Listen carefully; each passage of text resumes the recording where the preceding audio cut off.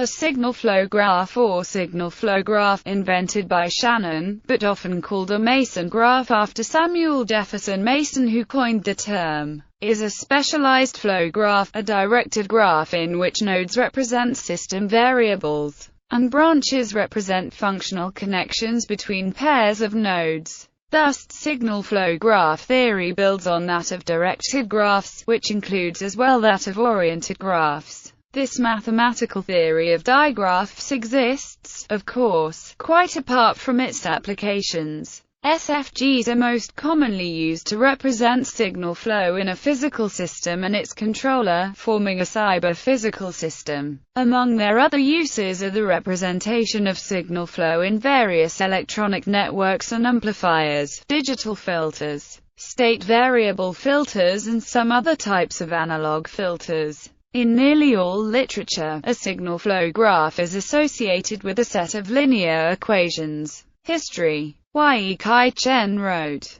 "The concept of a signal flow graph was originally worked out by Shannon, 1942, in dealing with analog computers. The greatest credit for the formulation of signal flow graphs is normally extended to Mason, 1953-1956. He showed how to use the signal flow graph technique to solve some difficult electronic problems in a relatively simple manner." The term signal flow graph was used because of its original application to electronic problems in the association with electronic signals and flowcharts of the systems under study. Lorenz wrote, "Previous to Mason's work, Shannon worked out a number of the properties of what are now known as flow graphs. Unfortunately, the paper originally had a restricted classification and very few people had access to the material. The rules for the evaluation of the graph determinant of a Mason graph were first given and proven by Shannon, 1942, using mathematical induction. His work remained essentially unknown even after Mason published his classical work in 1953.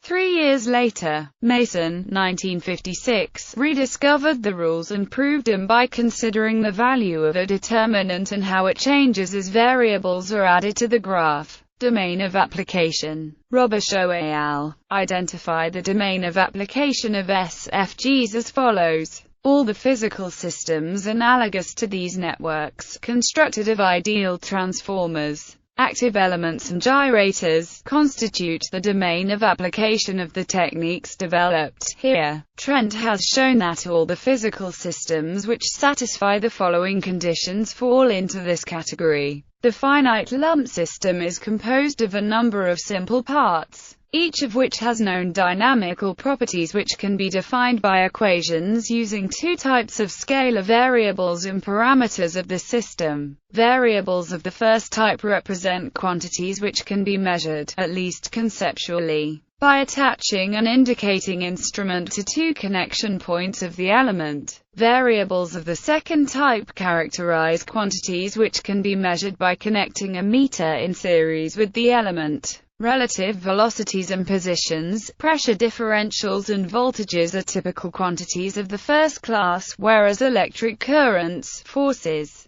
rates of heat flow, are variables of the second type. Firestone has been the first to distinguish these two types of variables with the names across variables and through variables. Variables of the first type must obey a mesh law, analogous to Kirchhoff's voltage law, whereas variables of the second type must satisfy an incidence law analogous to Kirchhoff's current law. Physical dimensions of appropriate products of the variables of the two types must be consistent. For the systems in which these conditions are satisfied, it is possible to draw a linear graph isomorphic with the dynamical properties of the system as described by the chosen variables. Basic flow graph concepts. The following illustration and its meaning were introduced by Mason to illustrate basic concepts. In the simple flow graphs of the figure, a functional dependence of a node is indicated by an incoming arrow. The node originating this influence is the beginning of this arrow, and in its most general form the signal flow graph indicates by incoming arrows only those nodes that influence the processing at the receiving node,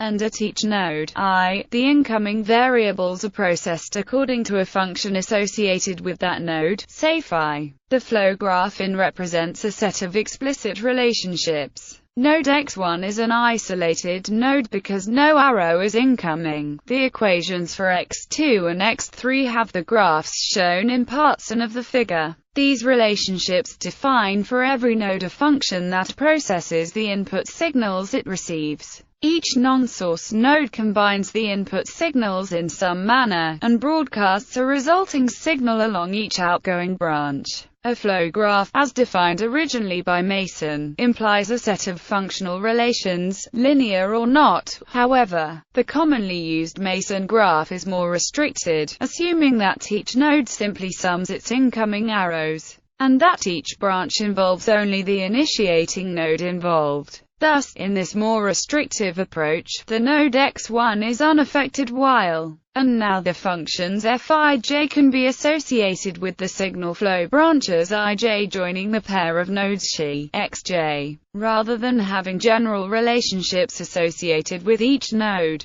A contribution by a node to itself like f33 for x3 is called a self-loop. Frequently these functions are simply multiplicative factors, for example, fij equals cij xj, where c is a scalar, but possibly a function of some parameter like the Laplace transform variable s. Signal flow graphs are very often used with Laplace transformed signals, and in this case the transmittance, c, often is called a transfer function. Choosing the variables in general. There are several ways of choosing the variables in a complex system. Corresponding to each choice, a system of equations can be written and each system of equations can be represented in a graph. This formulation of the equations becomes direct and automatic if one has at his disposal techniques which permit the drawing of a graph directly from the schematic diagram of the system under study. The structure of the graphs thus obtained is related in a simple manner to the topology of the schematic diagram, and it becomes unnecessary to consider the equations, even implicitly, to obtain the graph. In some cases, one has simply to imagine the flow graph in the schematic diagram and the desired answers can be obtained without even drawing the flow graph. Robichaud non-uniqueness. Robichaud et al. Wrote, the signal flow graph contains the same information as the equations from which it is derived, but there does not exist a one-to-one correspondence between the graph and the system of equations. One system will give different graphs according to the order in which the equations are used to define the variable written on the left-hand side.